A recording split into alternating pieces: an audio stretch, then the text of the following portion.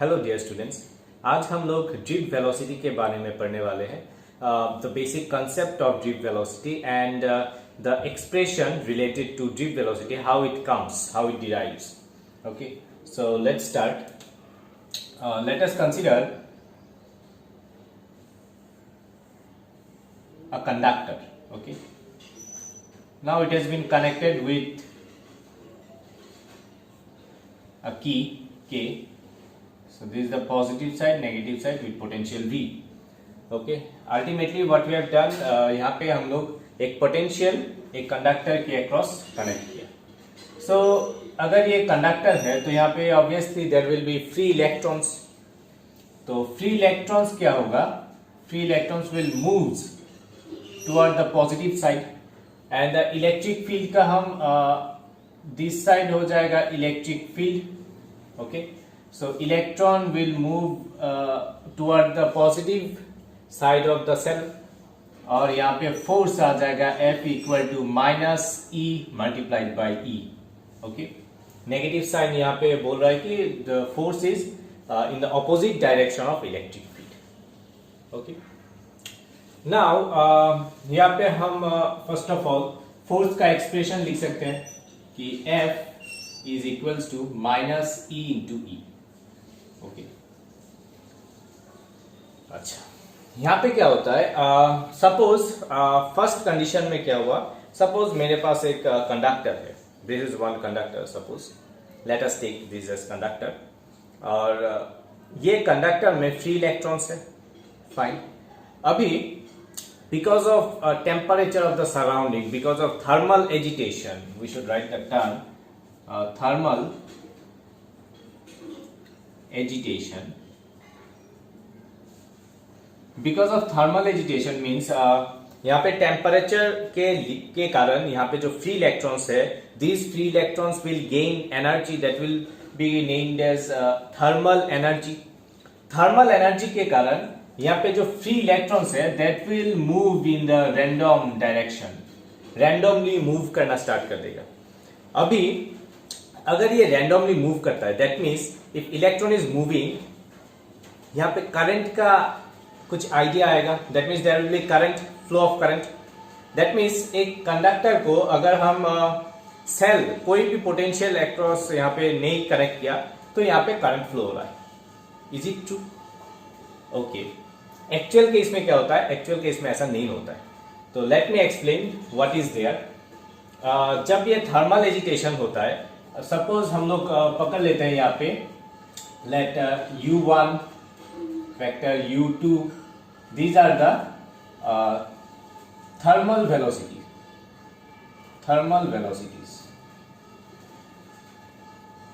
Of electrons. Okay, these are the thermal velocities. Now actual case में यहाँ पे current flow नहीं होता है अगर हम लोग कोई भी सेल या फिर पोटेंशियल अक्रॉस कनेक्ट नहीं किया तो यहां पे अगर हम एवरेज थर्मल वेलोसिटी बोलते हैं, average thermal velocity, that will B U average will be U1 plus U2 plus like this dot UN divided by N, where N is the number of electron presence. This will be equals to 0. Clear? क्योंकि यहाँ पे ultimately net resultant velocity क्या आ रहा है? यहाँ पे 0 आना ही पड़ेगा, because otherwise there will be flow of current. Actual case में नहीं होता है. ये थर्मल एजिटेशन के कारण यहाँ पे एवरेज थर्मल वेलोसिटी अल्टीमेटली 0 होना ही पड़ेगा. क्लियर? नाउ अभी हम क्या कर रहे हैं? यहाँ पे एक सेल कनेक्ट किया, इसके अक्रॉस एक पोटेंशियल कनेक्ट किया. तो जब ये पोटेंशियल कनेक्ट किया अक्रॉस द कंडक्टर, यहाँ पे क्या हो रहा है? इनिशियल सपोज ये इलेक्ट्रॉन इनिशियल इसका वेलोसिटी u1 था. अभी इसका ये फोर्स यहाँ पे एक्ट हो रहा है, तो जिसके कारण इसका वेलोसिटी v1 हो जाएगा.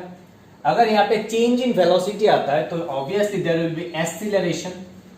Okay, now the acceleration will be force divided by mass, तो F is minus EE divided by M.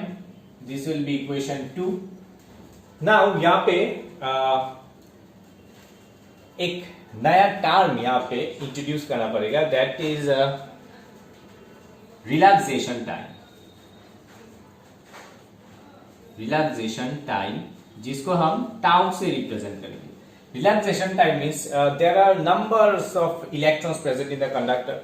अगर ये मूव होता है obviously there will be collision. तो सपोज ये एक इलेक्ट्रॉन है और ये एक इलेक्ट्रॉन है, तो ये जाके यहाँ पे कोलाइड हो रहा है, करेक्ट. तो ये जो time span without getting collision, इसे हम बोलेंगे रिलैक्सेशन टाइम. जिस टाइम में एक्चुअली ये विदाउट कोलिशन रहता है. क्लियर. तो यहां पे हम लोग लिख सकते हैं कि V1 will be equals to U1 plus A into tau 1. Clear? Similarly, V2 equals to U2 plus A tau 2. ऐसे करके Vn तक लिख सकते हैं. Vn will be Un plus A tau n.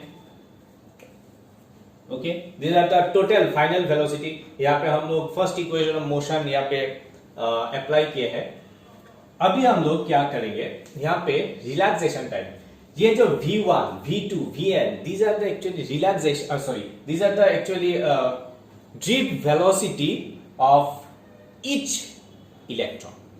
Okay, तो अगर हम as a whole drift velocity को हम डिफाइन करना चाहेंगे, that will be the average velocity.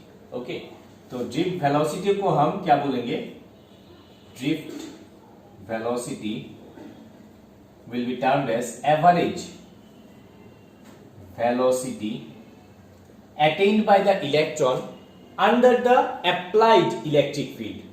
ठीक है, यहाँ पे अगर हम इलेक्ट्रिक फील्ड अप्लाई करते हैं तभी यहाँ पे ड्रिफ्ट होता है. Okay, change in velocity as a result of acceleration, that is called drift velocity. Okay, तो यहाँ पे ड्रिफ्ट वेलोसिटी को हम VD रिप्रेजेंट करेंगे. तो यहाँ पे VD क्या आ जाएगा, VD will be average velocity all this, because of all this. तो V1 प्लस V2 यहाँ पे वेक्टर होगा plus dot dot Vn divided by n. तो यहाँ पे अगर हम सभी का वैल्यू बिठाते हैं U1 plus A tau 1, A will be vector, acceleration is vector, electric field is vector, plus U2 plus A tau 2 plus dot dot dot divided by n. तो यहाँ पे हम लोग कुछ इस तरह से लिख सकते हैं, U1 plus U2 plus dot dot dot divided by n plus A common ले लिया, तो यहाँ पे आ जाएगा T1 plus T2 plus divided by n. Clear. यहाँ पे आप देख सकते हैं from equation 1 this part is 0, क्योंकि U1 U2 these things are average thermal velocity. तो एवरेज थर्मल वेलोसिटी कितना आ गया, 0 प्लस A. यहाँ पे हम लोग tau 1 tau 2 tau 3 divided by m, इस टर्म को हम बोलेंगे एवरेज रिलैक्सेशन टाइम. ओके, जिसे हम टाउ रिप्रेजेंट करेंगे. तो ये आ गया A टाउ. तो अल्टीमेटली VD क्या आ गया, इक्वल्स टू A टाउ. अगर हम A का वैल्यू पुट करेंगे it will be minus E tau by m. This will be equals to VD. Clear. अगर हम वेक्टर साइन से रिप्रेजेंट करेंगे तो यहाँ पे E के ऊपर ultimate expression for drift velocity in terms of electric field and relaxation time. Okay, so I hope students you understood the whole derivation and the basic concept behind relaxation time, and if there is any further queries you can comment below. Thank you.